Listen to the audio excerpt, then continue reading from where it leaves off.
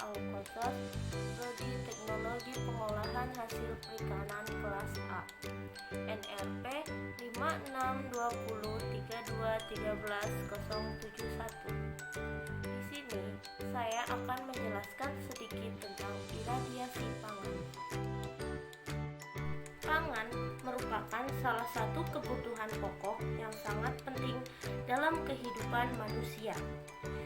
Tidak mengherankan jika semua negara, baik negara maju maupun negara berkembang, selalu berusaha menyediakan suplai pangan yang cukup, aman, dan bergizi. Penyediaan pangan tersebut berpacu dengan upaya pemenuhan jumlah dan mutu, termasuk di dalamnya keamanan, sehingga penggunaan berbagai metode atau teknologi memerlukan kehati-hatian dan ketetapan. Terdapat banyak cara pengolahan pangan yang dapat memberikan perlindungan terhadap pangan yang akan dikonsumsi, antara lain pengeringan, pasteurisasi, pembekuan, pengasinan, atau penambahan bahan tambahan pangan.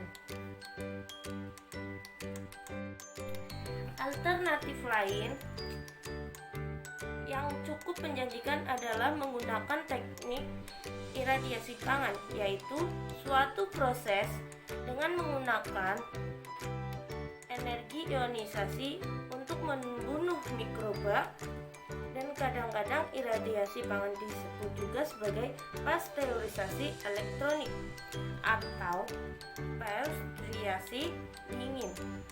Seperti halnya pasteurisasi tradisional, iradiasi pangan dapat meningkatkan keamanan pangan seperti daging, ayam, seafood, biji-bijian, dan rempah-rempah yang tidak dapat pasteurisasi panas tanpa terjadi perubahan sifat dari mentah menjadi matang.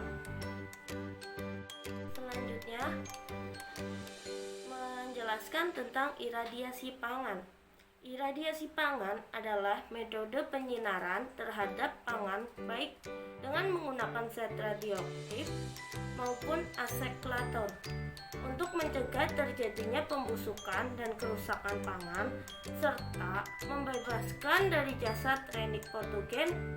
Iradiasi pangan merupakan proses yang aman dan telah disetujui oleh pihak kurang 50 negara di dunia dan telah ditetapkan secara komersional selama puluhan tahun di USA, Jepang, dan beberapa negara Eropa. Proses iradiasi dilaksanakan dengan melewatkan atau pemaparan pangan, baik yang dikemas maupun yang dicurah, pada radiasi ionisasi dalam jumlah dan waktu yang terkontrol untuk mencapai tujuan yang diinginkan. Di samping untuk alasan keamanan pangan, iradiasi juga dapat dimanfaatkan untuk menunda pematangan beberapa jenis buah-buahan dan sayur-sayuran dengan perubahan proses fisiologi jaringan tanaman, serta untuk menghambat pertunasan dari umbi-umbian. Proses ini tidak akan meningkatkan tingkat radioaktivitas pangan. Gelombang energi yang dilepas selama proses dapat mencegah pembelahan mikroorganisme penyebab pembusukan pangan seperti bakteri dan jamur melalui perubahan struktur molekul. Dalam iradiasi pangan, sumber radiasi yang boleh digunakan adalah yang pertama, sinar gamma dari radion nuklida 60 CO atau 137 CS.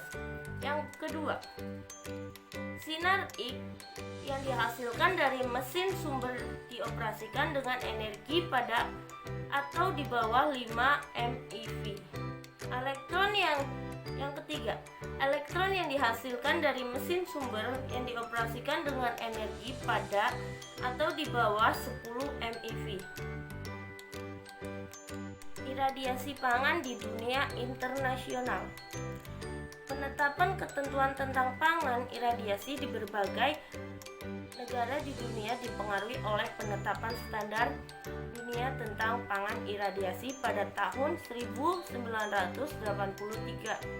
Standar ditetapkan oleh Codex Alimentarius Commission atau CIC, suatu badan gabungan antara Food and Agriculture Organization FAO dan World Health Organization WHO yang bertanggung jawab dalam penyusunan standar pangan untuk melindungi kesehatan konsumen dan memfasilitasi praktek perdagangan pangan yang adil,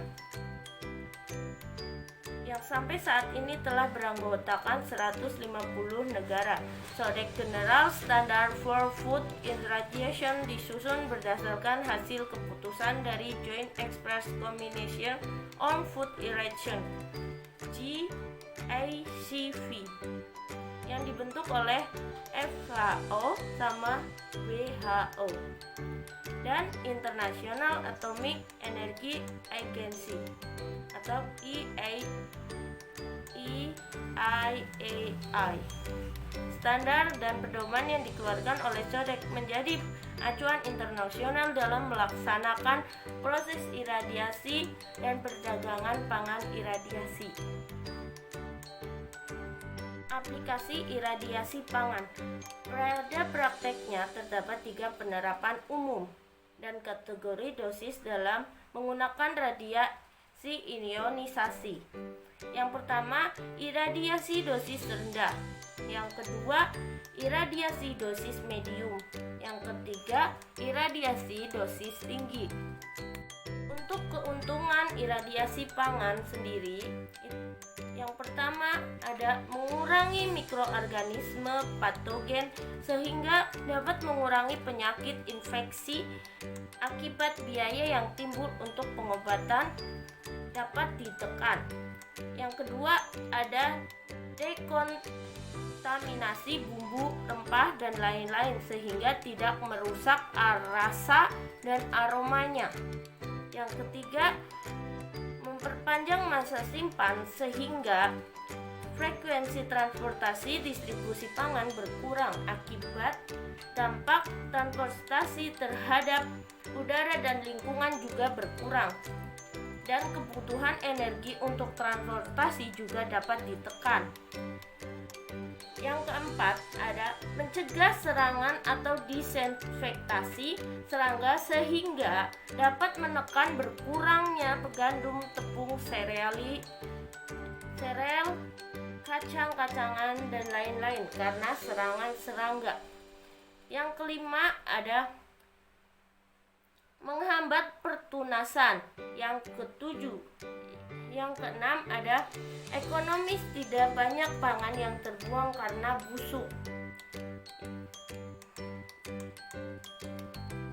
Yang ketujuh ada iradiasi, dapat dilakukan untuk pangan dalam jumlah besar baik dalam bentuk curah maupun dikemas.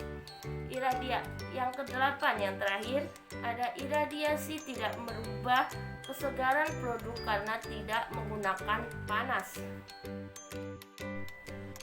Keamanan pangan iradiasi. Codex Alimentarius Commission telah melakukan berbagai kajian dan menyatakan bahwa iradiasi pangan dengan dosis rata-rata sampai dengan 10 kGa tidak menimbulkan bahaya toksisitas dan tidak memerlukan pengujian lebih lanjut.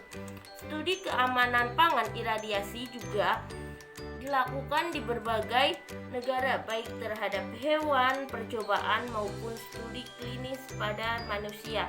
Dari hasil studi yang dilakukan menunjukkan bahwa iradiasi tidak menyebabkan pangan menjadi radioaktif.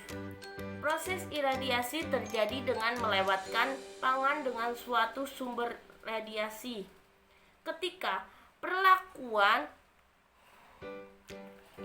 Ketika perlakuan iradiasi dihentikan, tidak ada energi yang tersisa dalam pangan. Iradiasi tidak menyebabkan pangan menjadi toksik. Semenjak tahun 1940-an, pangan iradiasi selalu diteliti dengan seksama terkait dengan toksisitasnya sebelum proses iradiasi diterapkan terhadap suatu pangan. Konsumsi pangan iradiasi tidak menyebabkan terjadinya perkembangan kromosom tidak normal. Perubahan kimia yang terjadi pada pangan iradiasi seperti pembentukan produk radiolitik adalah produk yang juga terbentuk karena proses pemanasan seperti glukosa, asam format, asetaldehida, dan karbon dioksida. Keamanan produk radiolitik ini telah diuji secara seksama dan tidak ditemukan bahaya yang ditimbulkannya. Iradiasi tidak menimbulkan terjadinya pembentukan radikal bebas. Radikal bebas juga terbentuk selama proses pengolahan pangan lain seperti pemanggangan roti, penggorengan, pengeringan, dan lain-lain. Iradiasi pangan yang dilaksanakan sesuai dengan GMP tidak meningkatkan resiko botulisme. Nilai gizi pangan iradiasi. Tidak satupun proses pengolahan dan pengawetan pangan dapat meningkatkan nilai gizi pangan karena iradiasi merupakan proses yang tidak menggunakan panas sehingga kehilangan zat gizi terjadi dalam jumlah minimal dan lebih kecil dari proses pengawetan lain seperti pengalengan, pengeringan, dan pasteurisasi. Codex Alimentarius Commission dan International Atomic Energy Agency telah melakukan berbagai kajian dan menyatakan bahwa iradiasi tidak menimbulkan masalah gizi khusus pada pangan. Bahkan hasil sidang FAO dan WHO dan IAEA di Jenewa pada tahun 1997 yang membahas iradiasi dengan dosis tinggi kurang lebih 10 menyimpulkan bahwa dosis di atas 10 tidak menyebabkan kehilangan zat gizi yang dapat terdampak terhadap status gizi manusia. Untuk satuan turunan dari dosis radiasi pangan dalam sistem satuan internasional, Gray didefinisikan sebagai penyerapan 1 Joule energi radiasi per kilogram materi atau baca Gray satuan.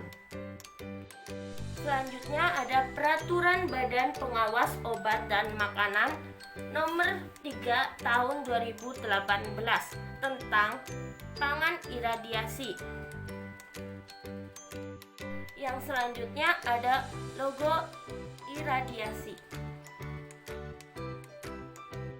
Sekian penjelasan tentang iradiasi oleh saya.